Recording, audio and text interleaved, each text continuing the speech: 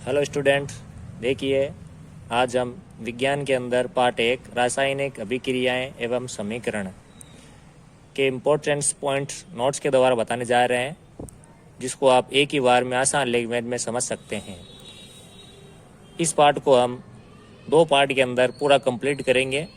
देखिए कौन कौन से पॉइंट से शुरू करते हैं हम बिना टाइम वेस्ट किए हुए।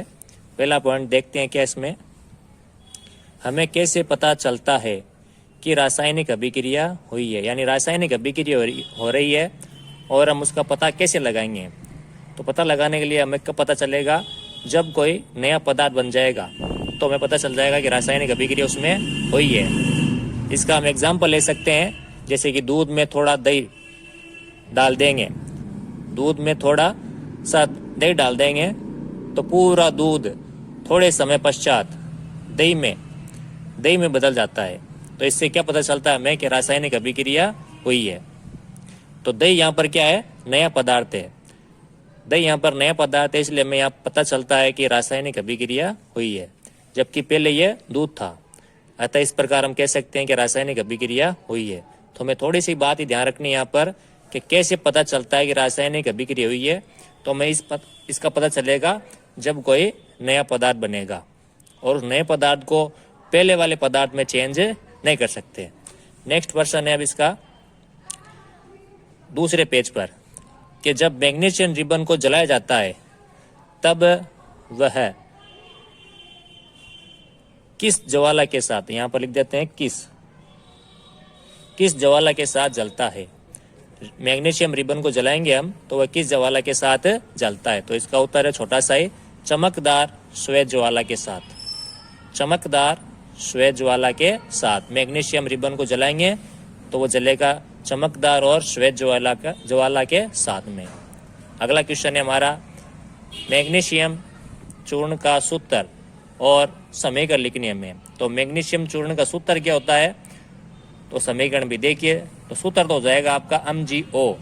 मैग्नीशियम को जलाएंगे वायु की उपस्थिति में, मैग्नीशियम को वायु की उपस्थिति में जलाएंगे तो हमें मिलेगा 2MgO, और इसका सूत्र होता है MgO मैग्नीशियम चूर्ण का।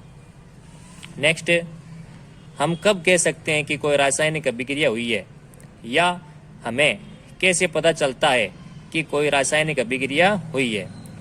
तो देखिए हमें कैसे पता चलता है कि किसी भी चीज़ को हम देखकर कैसे बता सकते हैं कि उसके अंदर रासायनिक अभिक्रिया हुई है या नहीं हुई है। तो इसके लिए ये परिवर्तन होने बहुत ज़रूरी है। निम्नलिखित परिवर्तन होंगे तो हम कह सकते हैं कि रासायनिक अभिक्रिया हुई है। जैसे कि पहला है, उसकी अवस्था बदल जाएगी, यानी कि ठोस है तो द्रव में बदल जाएगी, या द्रव में पहले तो वो गैस के अंदर आ जाएगी, तो हम कहते हैं कि उसमें रासायनिक अभिक्रिया हुई है। नेक्स्ट, उसका रंग बदल जाएगा तो हम कह सकते हैं कि रासायनिक अभिक्रिया हुई है, या फिर उसमें से गैस निकलेगी तो हम कहेंगे कि रासायनिक अभिक्रिया हुई है, या फिर उसका तापमान बदल जाएगा। इन चार में से कोई भी एक बात होगी तो हम कहेंगे कि उसके अंदर रासायनिक अभिक्रिया हुई है। अगला है टॉपिक हमारा रासायनिक समीकरण। रासायनिक समीकरण कैसे लिखते हैं, क्या क्या भाग होते हैं इसके, देखिए।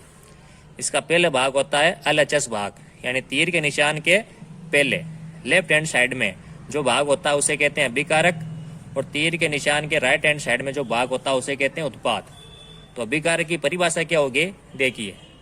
अभिकारक किसी भी रासायनिक अभिक्रिया में तीर के निशान के बाईं ओर, किसी भी रासायनिक अभिक्रिया में तीर के निशान के बाईं ओर, यह तीर का निशान दिख रहा है आपका, यहाँ पर तीर का निशान दिख रहा है, यहाँ पर बाईं ओर लेफ्ट हैंड साइड में जो भी चीज दिखेगी आपको, यौगिक दिखेंगे, कोई भी चीज दिखेगी, तत्व दिखेंगे आपको, वो सब के सब क्या होंगे, आपके अभिकारक होंगे। किसी भी रासायनिक अभिक्रिया के तीर के निशान के बाईं ओर, ये चीज लिखना बहुत जरूरी है। भाग होगा उसे कहते हैं अभिकारक।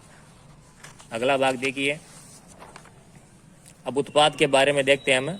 उत्पाद क्या होता है, किसी भी रासायनिक अभिक्रिया में तीर के निशान के दाईं ओर के, तीर के निशान के दाईं ओर के भाग को हम कहते हैं उत्पाद।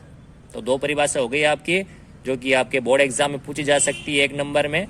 बिल्कुल आसान लैंग्वेज में आपको बताया जा रहा है यहाँ पर एग्जाम्पल के साथ साथ में। तो इसका उदाहरण हो जाएगा, देखिए वही एग्जाम्पल है C+O2 तीर के निशान के बाद आ रहा है CO2। तो इसके अंदर बताया मैंने आपको कि तीर के निशान के बाईं ओर, तो बाईं ओर ये हो गया, ये आपका उत्पाद है। अगला द्रव्यमान संरक्षण का नियम, ये भी कभी कभी एग्जाम में पूछ लिया जाता है, बहुत इंपॉर्टेंट चीज है ये। देखिए द्रव्यमान संरक्षण, संरक्षण का मतलब है कि उसका ध्यान रहे, वो चीज खत्म नहीं हो, खराब नहीं हो। तो यहाँ पर द्रव्यमान संरक्षण का मतलब हो गया कि द्रव्यमान खत्म नहीं हो, खराब नहीं हो, बराबर रहे।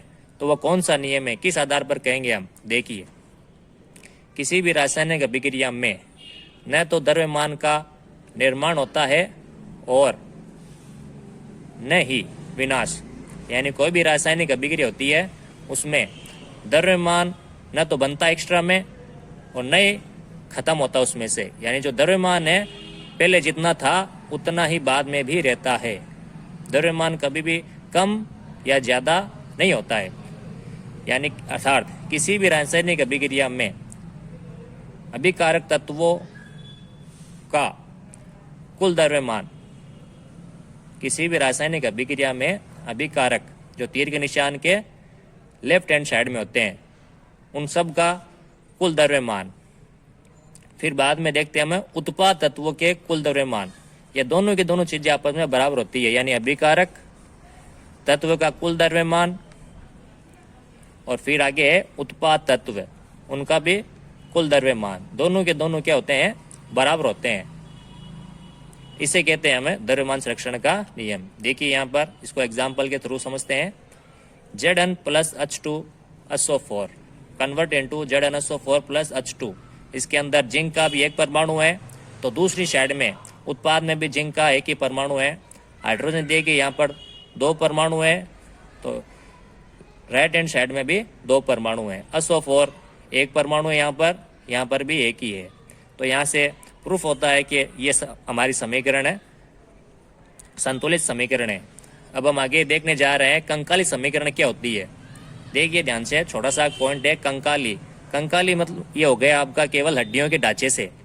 तो केवल हड्डियों का ढांचा क्या होगा, देखिए ध्यान से, समीकरण आ गए यहाँ पर। तो वह रासायनिक समीकरण जो संतुलित न हो, रासायनिक समीकरण जो संतुलित न हो, उसे कंकाली समीकरण कहते हैं। तो छोटी सी बात ही ध्यान रखनी है यहाँ पर आपको, समीकरण संतुलित नहीं होनी चाहिए बस। यानी उसके अंदर यहाँ पर दे रखा एग्जाम्पल के थ्रू देखते हैं अपन इसको। मैग्नीशियम प्लस ऑक्सीजन, यहाँ पर ऑक्सीजन के हमारे पास में 2 परमाणु है, मैग्नीशियम का एक ही है। और उत्पाद के अंदर देखते हैं हम कि मैग्नीशियम एक है और ऑक्सीजन भी एक ही है। तो यहाँ पर अभिकारक के अंदर ऑक्सीजन के 2 परमाणु हैं, ऑक्सीजन के 2 परमाणु हैं, लेकिन उत्पाद के अंदर ऑक्सीजन का केवल एक ही परमाणु है। इस प्रकार ये समीकरण हमारी संतुलित नहीं है। तो संतुलित जो समीकरण नहीं होगी उसे हम कंकाली समीकरण कहेंगे। आगे देखिए पॉइंट नंबर 7, इसके अंदर क्या कह रहा है हमें कि किसी रासायनिक अभिक्रिया के समीकरण को संतुलित करना, कि संतुलित किस प्रकार करते हैं, वो कौन कौन से स्टेप हैं जिसके द्वारा हम किसी भी रासायनिक अभिक्रिया को संतुलित कर सकते हैं। देखिए, तो मैं आपको शॉर्टकट तरीके से बताऊंगा क्या क्या करना होगा हमें, जिससे कि हमारी कोई भी रासायनिक अभिक्रिया संतुलित हो जाए। यहाँ से भी आपका 1 नंबर प्रश्न पूछ लेता है बोर्ड के एग्जाम के अंदर। देखिए, तो इसको एग्जाम्पल के थ्रू देखते हैं हमें। Fe प्लस H2O, यह तो अभिकारक हो गया आपका, और तीर के निशान के दूसरी साइड दे रखा है Fe3O4 प्लस H2। इसको देखेंगे हमें किस प्रकार ये संतुलित हो रही है। तो इसके स्टेप देखिए। सबसे पहले तो पहला स्टेप है, इसको संतुलित करने के लिए अभिकारक अथवा उत्पाद में जो परमाणुओं की अधिक संख्या होगी उसे पहले संतुलित करेंगे हम, उसे पहले संतुलित करेंगे। यानी ये अभिकारक हो गया और ये आपका उत्पाद है। इसमें जो परमाणु अधिक संख्या में होगा, आपका अधिक संख्या में होगा, उसे पहले संतुलित करेंगे। तो यहाँ पर देखिए Fe1 है, हाइड्रोजन 2 है, ऑक्सीजन 1 है। दूसरी साइड देखते हैं, फेरस आपके पास में 3 है, ऑक्सीजन 4 है और हाइड्रोजन 2 है। तो यहाँ पर सबसे पहले हम संतुलित करेंगे ऑक्सीजन को, 1 नंबर पर संतुलित करेंगे हमें ऑक्सीजन को। राइट हैंड साइड में आपके पास में 4 ऑक्सीजन के परमाणु है, तो हम यहाँ पर इस तरफ, जिस तरफ ऑक्सीजन परमाणु है आपका, उधर हम गुणांक से गुणा कर देंगे। गुणांक से गुणा करने का मतलब है जितने यहाँ पर दे रखे 4, तो यहाँ पर भी हम 4 से गुणा कर देंगे 4। तो ऑक्सीजन यहाँ पर भी कितने हो गए, 4 हो गए, और यहाँ पर भी 4 है। तो इस प्रकार हमने ऑक्सीजन को बैलेंस कर दिया है। नेक्स्ट दूसरा स्टेप है, अब जिसकी संख्या देखिए यहाँ पर क्या कह रहा है, फिर उससे कम परमाणु संख्या वाले तत्वों को संतुलित करते हैं। यानी अब ऑक्सीजन के बाद में किसका नंबर आ रहा है, फेरस का नंबर आ रहा है, और यहाँ पर देखिए 3 है, और यहाँ पर हाइड्रोजन देखिए, हाइड्रोजन हो गए आपके 8 कैसे हो गए वो देखिए। हाइड्रोजन यहाँ पर नीचे इसके 2 लगे हुए हैं, पैर में 2, तो 2 को हम गुणांक से गुणा करेंगे। आगे कोई भी यौगिक हो, यौगिक के आगे जो संख्या होती है उसे गुणांक कहते हैं। गुणांक लिखा हुआ यहाँ पर मैंने कि संतुलित करने के लिए केवल गुणांक का ही प्रयोग करते हैं। गुणांक यानी संख्या का प्रयोग करते हैं, वो किसी यौगिक के या तत्व के आगे लिख दी जाता है, वही होती है एक गुणांक। तो ऑक्सीजन के बाद में अब हाइड्रोजन का नंबर आता है। तो हाइड्रोजन को कैसे बैलेंस करेंगे हमें, हाइड्रोजन के परमाणु हो गए यहाँ पर 8, 4 दूने 8।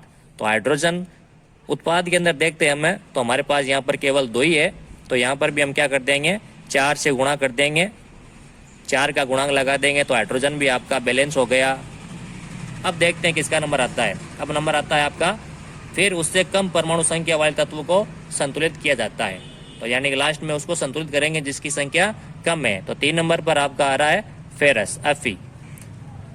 इधर Fe की संख्या 3 है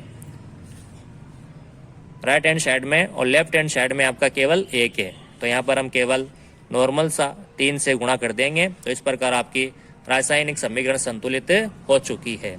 वापस देख लीजिए एक बार किस प्रकार इसको संतुलित करते हैं, किसी भी रासायनिक समीकरण को संतुलित करना। देखिए ध्यान से देखना। पहला स्टेप है कि अभिकारक हो या उत्पाद, अभिकारक हो या उत्पाद, उसमें सबसे पहले हम किसको बैलेंस करते हैं, जो परमाणु अधिक संख्या में हो। जो परमाणु अधिक संख्या में होगा उसको बैलेंस करेंगे सबसे पहले। बैलेंस करने के लिए केवल हम गुणांक का इस्तेमाल करेंगे, यानी यौगिक हो या कोई तत्व हो उसके आगे संख्या से गुणा कर देंगे, वो बैलेंस हो जाएगा। फिर उससे कम परमाणु संख्या वाले तत्वों को बैलेंस करते हैं, संतुलित करते हैं। फिर उससे कम परमाणु संख्या वाले तत्वों को बैलेंस करते हैं। देखिए अगला आपका है पॉइंट नंबर 8। देखिए अब हम पॉइंट नंबर 8 बताने जा रहे हैं आपको। रासायनिक समीकरण को संतुलित करने की विधि का नाम बताइए। यह भी 1 नंबर में पूछ लिया जाता है। 1 नंबर में सवाल आपके छोटे छोटे पूछे जाते हैं, बिल्कुल छोटे छोटे। इसलिए विज्ञान के अंदर हमें कंसेप्ट क्लियर होने चाहिए कि किसी चीज़ का नाम क्या है, उसका नाम क्यों पड़ा। छोटे छोटे नाम यदि हमें याद होगा तो हम पेपर को पढ़ते ही उसका उत्तर फटाक से दे देंगे। तो देखिए यहाँ पर छोटा सा क्वेश्चन है कि रासायनिक समीकरण को संतुलित करने की विधि का नाम बताना है। तो विधि का नाम है हिट एंड ट्रायल विधि। हिट एंड ट्रायल विधि में क्या करते हैं, हम केवल संख्या है यौगिक के आगे गुणांक से गुणा करते हैं, गुणांक से गुणा करते हैं, कोई संख्या का अनुमान लगाकर गुणा करते हैं कि यहाँ पर उत्पाद में ऑक्सीजन 4 है तो अभिकारक में भी 4 लगा देंगे तो ऑक्सीजन 4 हो जाएगा। तो क्या करें, हम अनुमान लगा रहे हैं, हिट कर रहे हैं। यहाँ पर हम अनुमान लगा के क्या कर रहे हैं, हमें हिट कर रहे हैं। तो इसलिए रासायनिक समीकरण को संतुलित करने की विधि का नाम हो गया आपका हिट एंड ट्रायल विधि। की परिभाषा देखिए कि रासायनिक समीकरण को संतुलित करने के लिए सबसे छोटी, ध्यान रखना यहाँ पर, रासायनिक समीकरण को संतुलित करने के लिए सबसे छोटी पूर्ण संख्या के गुणांक का उपयोग करते हैं। पूर्ण संख्या के गुणांक यानी छोटी संख्या होनी चाहिए, और पूर्ण संख्या का मतलब है यहाँ पर 2 से 3 से 4 से 5 से या किसी भी संख्या से। पूर्ण संख्या मतलब आधी या 0.5 ये नहीं होने चाहिए। ये सब चलेंगे आपके 3, 4, 5, आधा 0.5 ये नहीं चलेगा। तो का उपयोग कर समीकरण को संतुलित किया जाता है, बैलेंस किया जाता है। इसलिए इसे हिट एंड ट्रायल विधि कहते हैं। वीडियो अच्छा लगा हो तो लाइक करिए, शेयर करिए, सब्सक्राइब कीजिए हमारे चैनल को। Thank you very much.